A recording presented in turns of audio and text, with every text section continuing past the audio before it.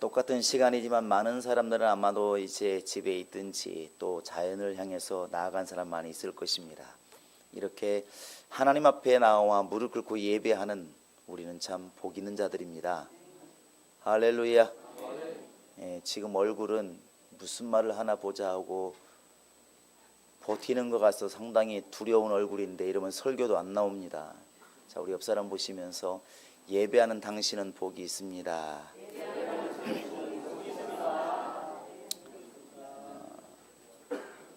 매주 지금 나오신 분들은 그저 그런가 보다 하는데 교통사고로 하마터면 영웅령 이별할 뻔했던 우리 김봉 입사님이 오랫동안 못 나오다가 처음 나오니까 얼굴이 제일 밝아요.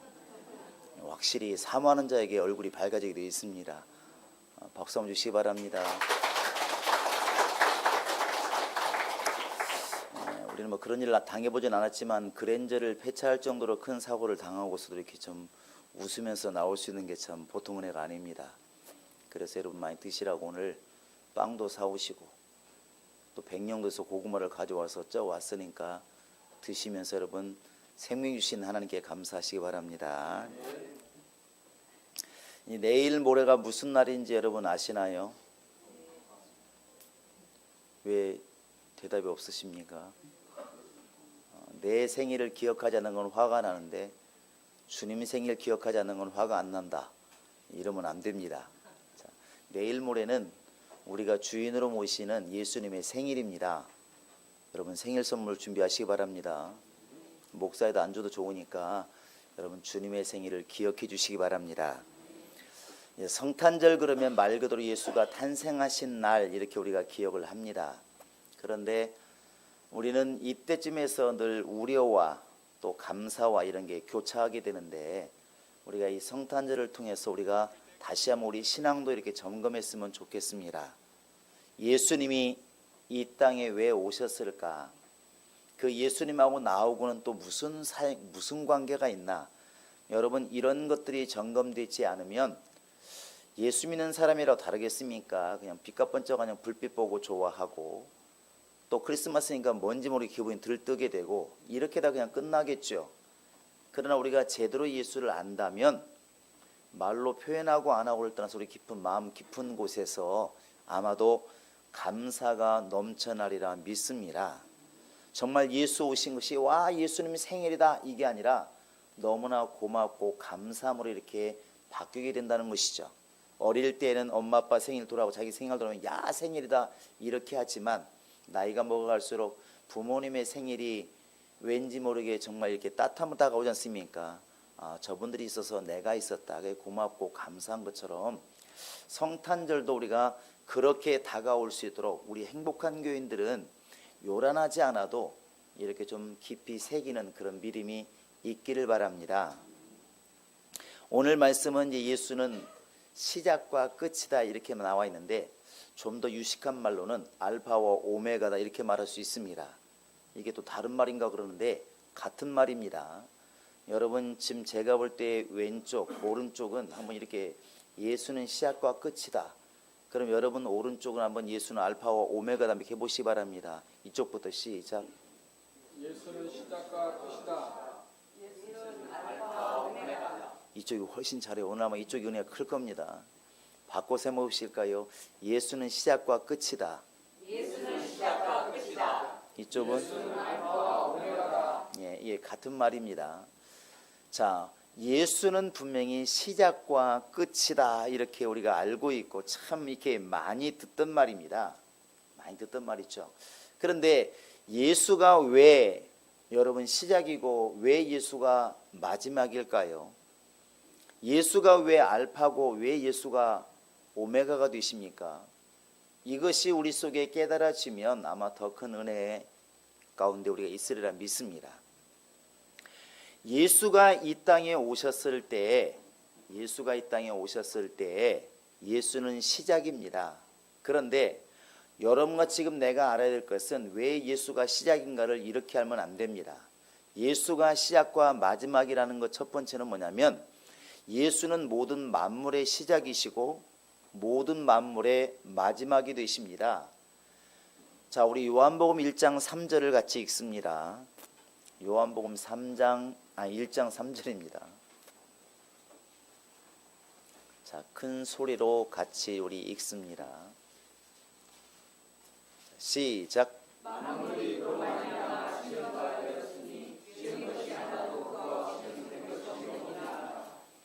만물이 누구로 말미암아 지음받아도 있죠? 예수로 말미암아.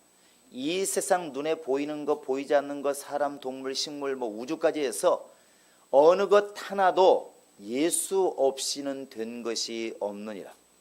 결국 예수님이 계시기 때문에 만물이 있게 된 것입니다. 자, 히브리서 1장 2절도 한번 같이 읽어봅니다. 히브리서 1장 2절입니다.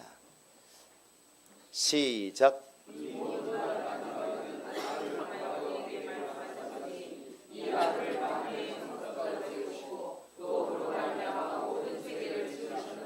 누구로 말미암아? 예수로 말미암아 모든 만물을 지으셨느니라. 우리도 이 포함되어 있는 것이죠. 그런데 사람의 약점이 뭐냐면, 사람의 약점은 과거, 현재, 미래로 기억하는 이 메커니즘을 가지고 있어서 눈에 보일 때부터 기억을 한다는 것이죠. 그래서 예수님이 이 땅에 마리아를 통해서 이렇게 오셨을 때 그걸 통로라고 생각하지 않고 그냥 보편적인 사람들처럼 그때 태어났다고 보는 겁니다. 그러니까 예수님께서 요한복음 8장에서 이렇게 말씀하시잖아요. 야, 아브라함도 나의 때볼 것을 보고 기뻐하였느니라. 이렇게 말하니까 주변에 많은 사람이 어떻게 말하면, 네 나이가 지금 50도 안 됐는데 뭔 소리 하는 거야, 정신 차려라, 이렇게 말하죠. 실제로 사람들이 보는 것은 예수님이 태어날 때부터 나이를 센 거죠. 이렇게. 그러니까 그 당시 예수보다 먼저 태어난 사람들 볼 때 뭔 소리, 나보다 어리면서, 이렇게 본다는 것이죠. 예수님이 만물 전에 있었다는 사실을 감히 생각을 못하는 것입니다. 그러나 여러분, 우리 인간이 그렇게 과거, 현재, 미래로만 생각하는 것을 넘어서는 것이 하나님의 시간이라는 것도 인정하시기 바랍니다. 그래서 예수를 말할 때 요한복음 1장에 보시면 태초에 말씀이 계시니라. 이 말씀이 하나님과 함께 계셨으니 이 말씀이 곧 하나님이시니라. 이렇게 되어 있어요. 예수의 시작은 하나님과 함께하는 데부터 이미 출발하는 것입니다. 그래서 우리가 이렇게 가끔 보면 이 기차가 터널에서 쫙 빠져나오잖아요. 여러분 물어보겠습니까? 기차가 그때부터 출발한 것입니까? 이미 몇 시간 전에 출발한 건가요? 내 눈에는 기차가 지금 바로 1분 전에 보이기 시작해서 그때부터 온 것처럼 보이지만, 사실은 그 기차는 내가 못 봐서 그렇지 몇 시간 전에 이미 출발해서 온 겁니다. 계속 온 거예요. 예수님이 사람 눈에 보인 것은 얼마 안 됐지만 그 당시에 이미 아브라함 때도, 그 전에 아담 때에도, 그 전에 만물을 지으실 때도 이미 아들로 말미암아 지었다는 사실입니다. 그래서 예수는 시작입니다. 유대인들이 이것을 이해를 못했지만 여러분과 지금 나는 영감으로 이해하기를 바랍니다.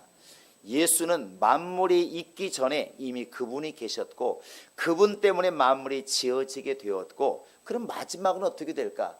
그분에 의해서 만물이 마지막이 옵니다. 그러니까 우리가 이것을 말할 때 왜 그가 만물의 주인인가 금방 답이 오잖아요.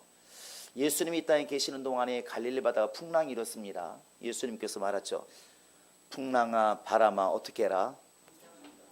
춤춰라, 잠잠하라, 이렇게 말하죠. 그랬더니 물이 어떻게 됐습니까? 잔잔케 되었더라 그랬어요. 야, 신기하다. 어떻게 사람 말을 듣지 파도가. 또 말합니다. 무화과 나무 갔는데 열매가 없습니다. 예수님 말씀하시죠. 다시는 네게서 사람들이 열매를 거두지 못하리라. 그 다음날 뿌리채 말라 죽었어요. 아니, 사람이 말한다고 어떻게 나무 말라 죽지? 사람으로 말하면 이해가 안 되지만 사람은 만물의 주인이 아니니까. 그러나 주인이 말하기 때문에 풍랑이 잠잠해지고, 주인이 말하기 때문에 바로 나무가 말라 죽는 겁니다. 예수는 그래서 모든 만물의 시작이고 끝이 되시는 겁니다. 인류 역사에 오신 그분만 보지 마시고 그분의 뿌리부터 여러분 보시기를 바랍니다. 그래야 예수가 시작이시고 예수가 마지막이라는 답이 이렇게 보이게 됩니다. 마지막 어떻게 되실까요? 하나님께서 모든 걸 통일하시고 이 모든 나라를 아버지께 바칠 때라 이렇게 되지 않습니까? 결국 그때서야 비로소 하나님의 안식이 시작되는 겁니다. 진짜 안식. 예수님이 이 땅에 계실 때 뭐라고 그러냐면 아버지가 일하매 나도 지금도 일을 하여야 하리라. 지금 주님이 쉴 때가 아니라는 거죠. 사단을 징계하고 원수들을 징계하고 할 때까지 쉴 수가 없는 겁니다. 농부들도 나 마지막까지 알곡을 다 추수해서 주님 곳간에 들을 때까지는 일을 하는 것처럼 지금은 일할 때예요. 그러나 나중에 이 하늘도 떠나가고 모든 체질이 다 무너질 때, 모든 우주가 사라질 때 비로소 그때서야 주님의 안식이 된다는 것입니다. 그 모든 걸 진행해 나가시는 게 누구냐? 그게 바로 예수님이라는 사실입니다. 자, 예수는 시작과 끝이 되신다. 시작. 예수는 시작과 끝이 되신다. 그 다음에 또 하나가 뭐냐면 이제는 영적으로 갑니다. 이건 좀 이제 어떻게 보면 좀 재미가 없을 수도 있지만 여러분 마음속으로 한번 깊이 생각해 보시 바랍니다. 예수님은 만물의 주인일 뿐만 아니라 생명의 주관자가 되십니다. 생명. 그래서 이 생명을 우리가 얻게 된 것은 기쁜 소식이라 말하고 그걸 산문으로 말하면 복음이라 말하는데 예수는 복음의 시작이십니다. 이 말만 나와도 감동되어서 아멘이 크게 나올 줄 알았어요. 예수는 복음의 시작이십니다. 자, 마가복음 1장 1절을 읽습니다. 마가복음 1장 1절.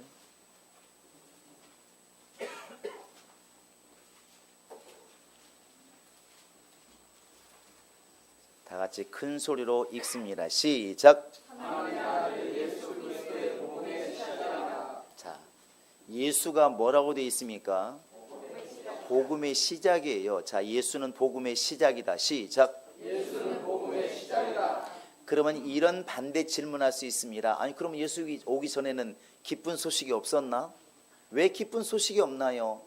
아브라함에게 이삭이 생겼다는 것이 얼마나 기쁜 소식이고 3년 6개월 동안 비가 오지 않았는데 엘리야가 기도된 비가 왔다. 비가 내리는 소식이 얼마나 기뻤을까?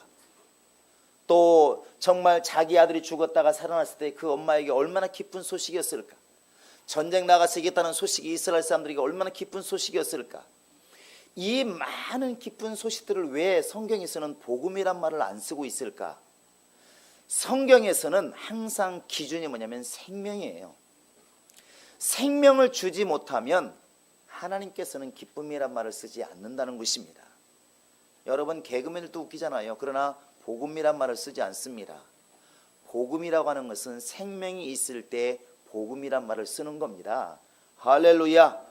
우리가 주님 만나는 것과 사람 만나는 게 차이가 뭔가요? 사람 만나도 기쁨이 있습니다. 꼭 괴로운 게 아니잖아요. 연인들이 연인 만나면 얼마나 즐겁고 친구 만나면 얼마나 반갑고 동창들 만나면 얼마나 기쁩니까? 그러나 주님과의 만남의 차이가 뭐냐면 여기는 생명이 없어요. 즐거움이 있을지 몰라도 생명이 없어. 예수를 만나면 힘든 것도 있고 괴로움도 있지만 억지도 있지만 그 속에는 생명이 있다는 것입니다. 그래서 그전까지 수많은 사람들의 이야기가 나오지만 복음이란 말을 쓰지 않고 예수 그리스도, 하나님의 아들 예수 그리스도, 비로소 복음의 시작이다 이렇게 말하는 것입니다. 그러면 엄격히 말하면 예수부터 시작된 뭔가 있다는 얘기죠. 예수로부터 시작된, 처음으로 시작된 뭔가 있다는 것입니다. 그게 바로 생명의 역사인데 이 생명의 역사를 여러분 잘 한번 이해해 보시기 바랍니다. 자, 구약 성경에서 여러분 가장 큰 사건이라고 그러면 출애굽 사건입니다. 이스라엘 백성들이 430년 동안 애굽에 있다가 이렇게 나오게 됐죠. 하나님이 끌어내서 나오게 되는데 그때 애굽과 이스라엘 사람들을 갖다가 세상과 하나님의 나라를 갖다가 가른 사건이 뭐냐면 유월절이에요. 유월절이 가장 큰 사건이고 가장 첫 번째 사건이 우리나라 명절은 제일 처음에 사건이 무슨 명절이에요? 설. 아주 단호합니다. 설이요. 그럼 어떻습니까? 설입니다. 설. 설도 어떤 설이에요?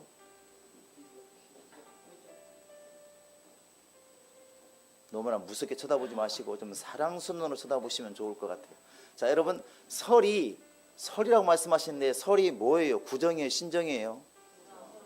둘 다 포함됩니다. 그러나 우리 마음속에 진짜 명절은 구정이 우리나라 사람들 보통 세계적인, 지금 좀 많이 바뀌었지만 마지막 명절은 보통 어저께 동지처럼 이제 거의 끝납니다. 팥죽 드셨나요? 안 드셨으니까 지금 기억을 못 합니다. 그런데 우리가 예수 믿고 나니까 별로 이게 관여하지 않지만 한국 사람들이 과거에는 새해 들어서 첫날 곧 구정을 크게 여겼어요. 이때부터 시작되는 겁니다. 구정 지난 다음에 15일 지나면 그냥 보름이에요. 예, 그날은 처음이기 때문에 대자를 써. 대보름이라고 그래요. 그것처럼 절기가 시작되는데 이스라엘 사람들은 절기가 맨 처음에 시작되는 절기가 뭐냐면 그들 달력으로 1월 15일이 바로 이제 14일이 바로 6월절이에요. 하나님께서 말씀하시기를 1월 10일 날 양을 구별했다가 14일 날 저녁에 양을 잡아서 문설주에 바르고 고기는 다 먹고 옷은 입고 그 다음에 15일 날 떠나라. 이게 6월절이라고 그랬습니다. 6월절이 애굽에서의 마지막 밤이에요. 어쩌면 반대로 보면 주님의 백성으로서 첫 출발을 시작하는 것이 바로 6월절이에요. 그래서 성경에서 6월절은 굉장히 중요합니다. 굉장히 중요해요. 이 6월절을 지킨 사람은 생명을 얻었고 6월절을 안 지킨 사람은 장자가 다 죽었어요. 생명의 근원이 죽었다는 것입니다. 그래서 하나님께서 6월절만큼은 철저히 지키게 하셨거든요. 6월절만큼은. 그래서 여호수아도 요단강 건너가자마자 여리고 평지에 처음 한 게 뭐냐면 6월절을 지킨 거예요. 모세가 시내산에서 율법 받고 나서 처음으로 한 게 뭐냐면 바로 6월절을 지킨 거예요. 예수님께서 주의 공생애를 다 마칠 때 마지막에 마친 게 뭐냐면 그게 6월절이에요. 그래서 예수를 여러분이 뭐라 표현하냐면 예수는 하나님의 어린 양 이렇게 말하잖아요. 근데 무슨 어린 양입니까? 요한복음 1장 29절에 보시면 이렇게 나와 있습니다. 보라, 세상 죄를 지고 가는 하나님의 어린 양이로 이렇게 말하고 있습니다.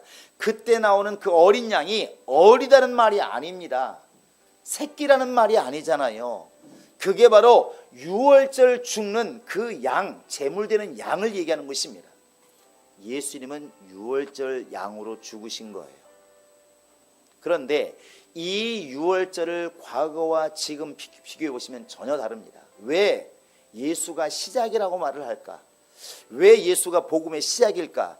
여러분 두 문장을 보시면서 한번 비교해 보시기 바랍니다. 자, 출애굽기 12장입니다.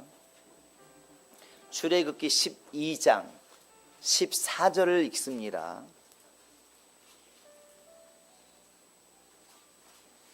출애굽기 12장 14절 한번 꼼꼼히 읽어보시기 바랍니다. 시작.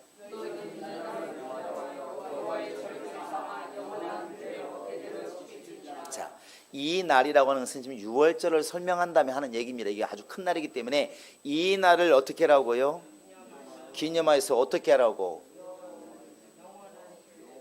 영원한 교회로 대대로 지킬지니라 그랬습니다. 이것 때문에 이스라엘 사람들은 죽으나 사나 6월절을 지키는 거예요. 양을 잡아서. 그런데 거기에 보시면 무엇을 기념하라고 되어 있죠?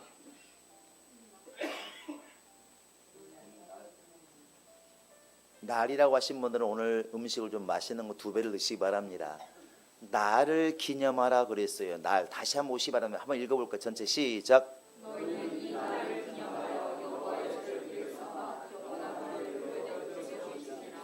모세를 기념하라? 아닙니다. 애굽을 기념하라? 아닙니다. 양을 기념하라? 아닙니다. 뭘 기념하라? 날을 기념하라. 날은 영어로 말하면 day, 한문으로 말하면 일, 한국말로 말하면 날입니다. 날. 그래서 지금 우리가 절기라 말하는 것처럼 1월 1일이 구정이다, 1월 15일이 보름이다, 8월 15일은 뭐 광복절이다, 이렇게 날이 중요한 거예요. 날. 만약에 지금 우리가 이런 식으로 말하면 만약에 이를 구정을 갖다가 우리 행복한 교인들만 2월 15일 날 구정으로 지키겠습니다 이렇게 말하면 사람들이 뭐라고 그래요? 뭐요? 이렇게 나오지. 그 날이 정해져 있는 거예요. 자, 신약으로 넘어옵니다. 예수한테 넘어오면 누가복음 22장을 보시기 바랍니다. 누가복음 22장 19절 읽으시기 바랍니다. 누가복음 22장 19절입니다.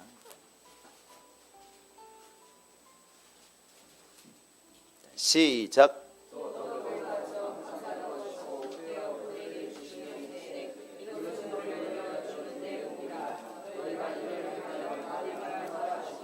자, 뭘 기념하라고 그러죠? 여기서는 잘 보시기 바랍니다. 뭘 기념하라? 다시 한번 읽으시기 바랍니다. 19절 시작.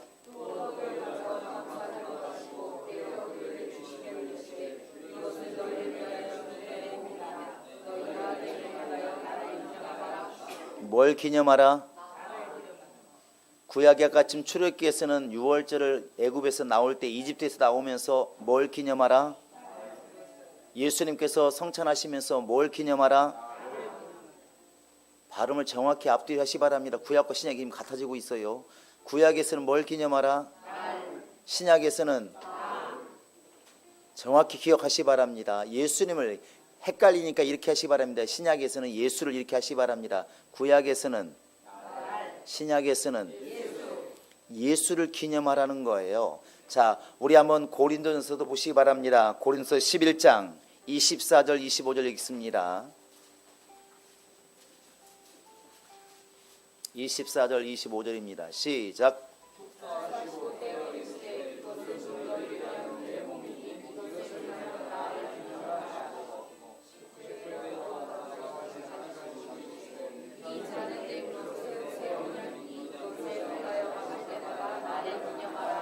누구를 기념하라? 자, 여러분 그러면 예수님께서 지금 모세에게 명하신 하나님 말씀을 어긴 거예요? 아닌 거예요? 헷갈리죠? 구약에 지금 하나님께서 율법의 예법이 있을 때에는 나를 지켰어요. 그러나 예수님이 이 땅에 오셔서 어린 양이 되심으로 유월절을 완성하신 겁니다. 그리고 이때로부터 유월절은 지금은 여러분과 지금 나는 육신적인 저 나를 삼아 지키는 이 유월절을 지키지 않습니다. 언제까지 안 지키겠습니까? 계속 안 지키는 거예요. 자, 누가복음 22장을 다시 한번 보시기 바랍니다. 자, 15절 16절 같이 읽습니다. 유월절은 굉장히 중요합니다. 이스라엘 사람들은 매년 지켰어요. 매년 양을 잡듯이 해마다 이 날을 지켰어요. 여러분과 지금 난 해마다 지키지 않습니다. 왜 안 지키느냐? 자, 15절 16절입니다. 시작. 이 유월절 먹기를 원하고 원하였노라. 내가 너희에게 이르노니 이 유월절이 하나님의 나라에서 이루기까지 다시 먹지 아니하리라 그랬습니다. 자, 예수님께서 한 번 유월절 양으로 죽으신 다음에 그 다음에 또 유월절 양이 필요해요, 안 해요? 안 필요한 거예요. 내년에는 100년 뒤에는 100주년 뒤에는 안 필요한 거예요. 언제까지?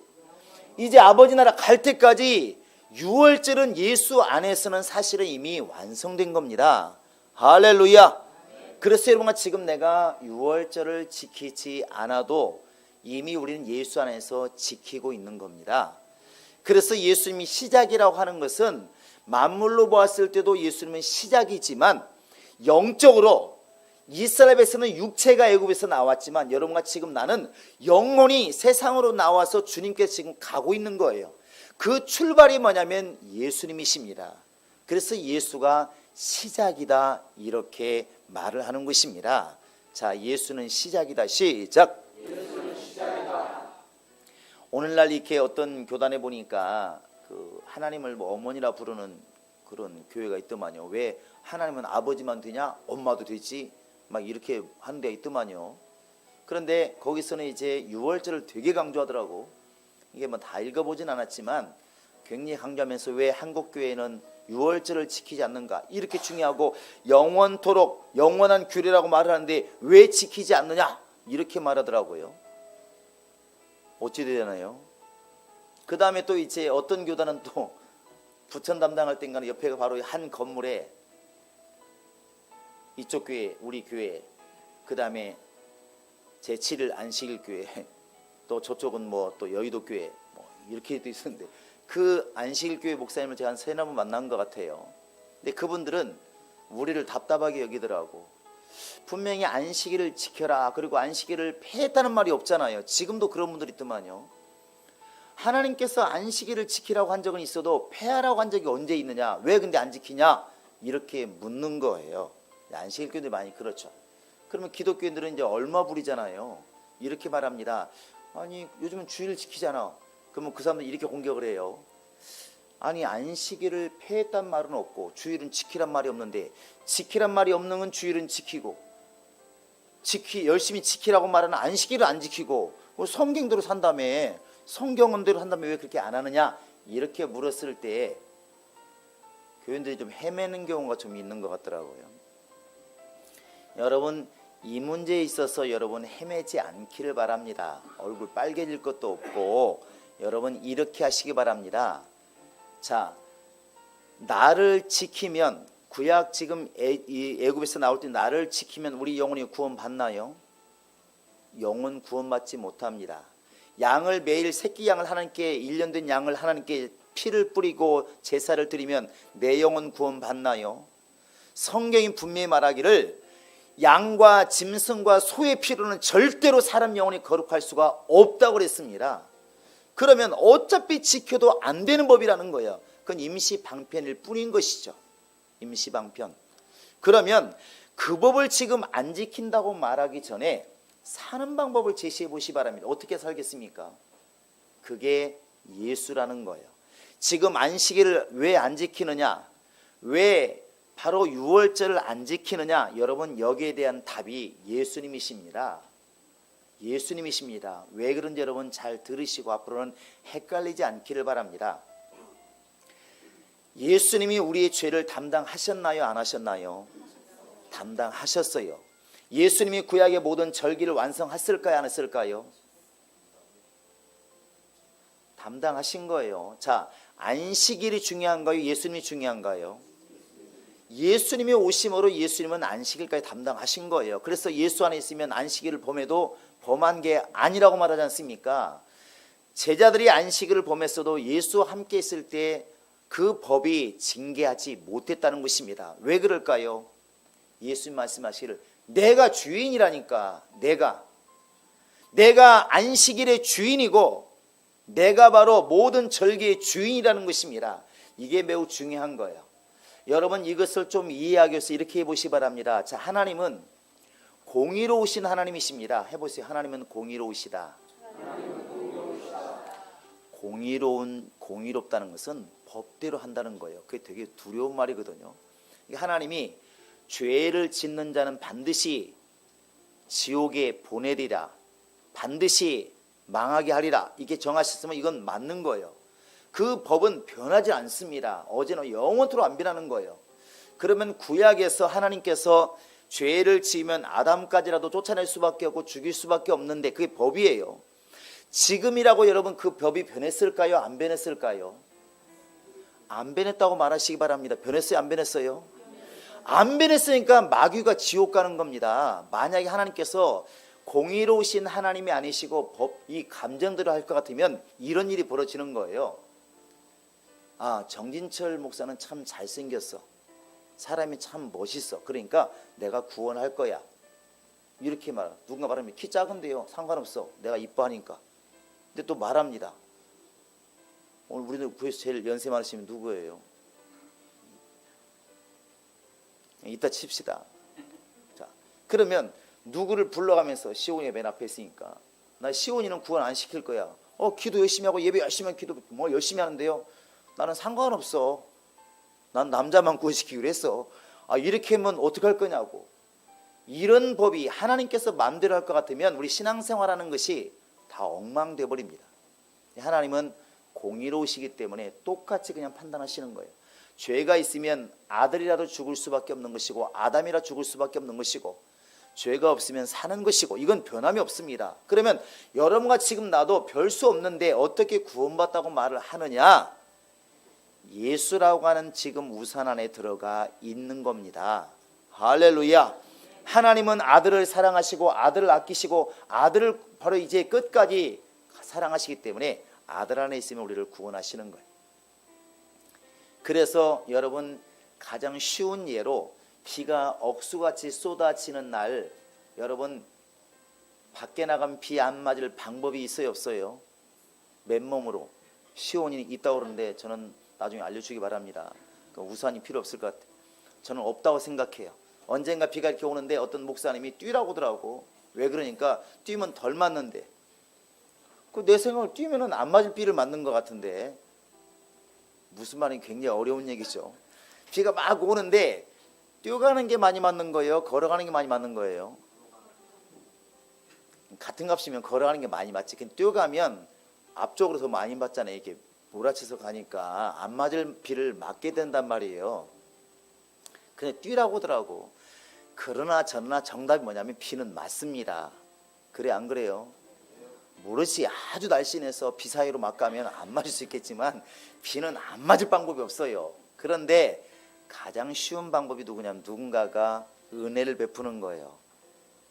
우산 쓰고 가면서 이리 들어와. 비 맞지 말고 비 맞으면 감기 걸리니까. 할렐루야. 너무 쉬운 방법이잖아요. 주님 바로 그러신다는 겁니다. 너희가 아무리 살아보려고 양을 잡고 별짓거리 다 해보고 육신적으로 유월절을 지키고 안식일을 지켜도 거기에 생명을 주시는 방법은 없어.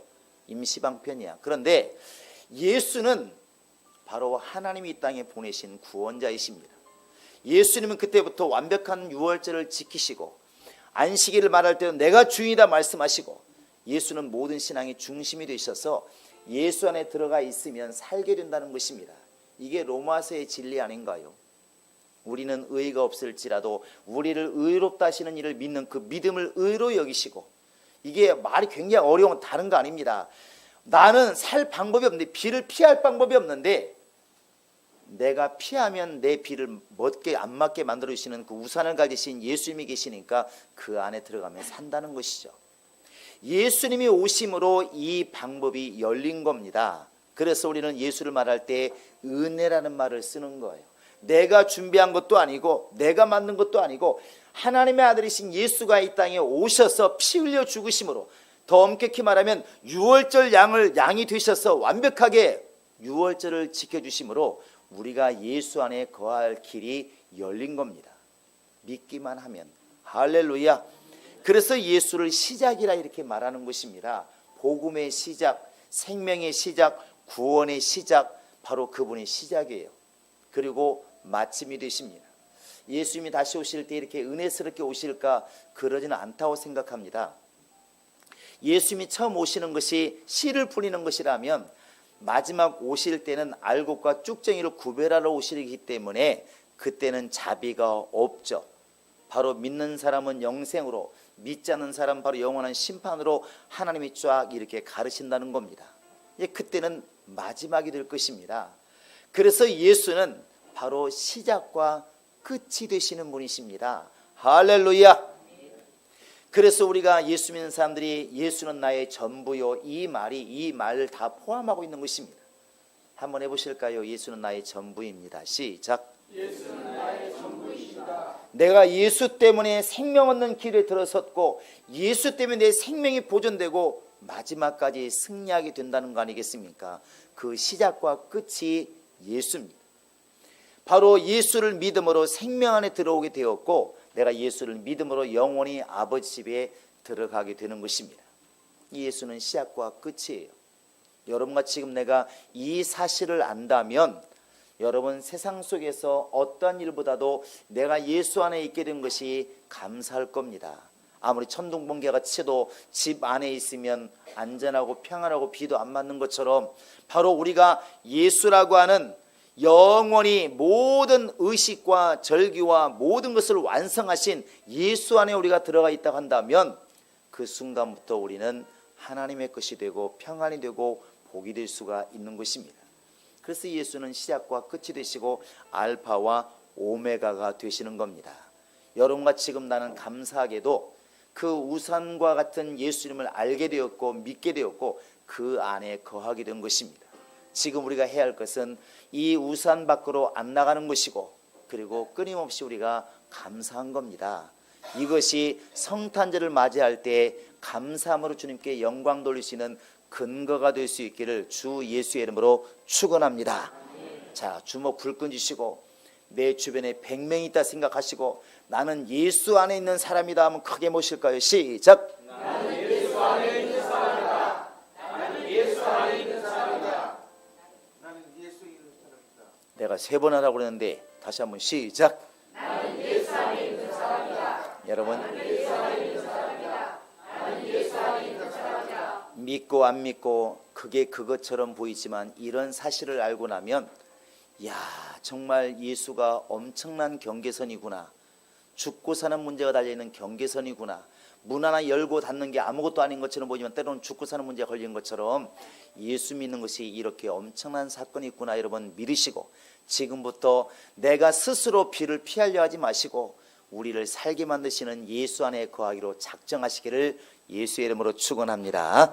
같이 한번 기도할 때 하나님, 내 마음이 주님을 향하게 하시고 예수 때문에 살게 되었다는 것을, 예수를 의지하며 살게 되었다는 것을, 예수를 통해서 길이 열렸다는 것을 내가 이제 알았으니 예수를 잘 믿게 하소서.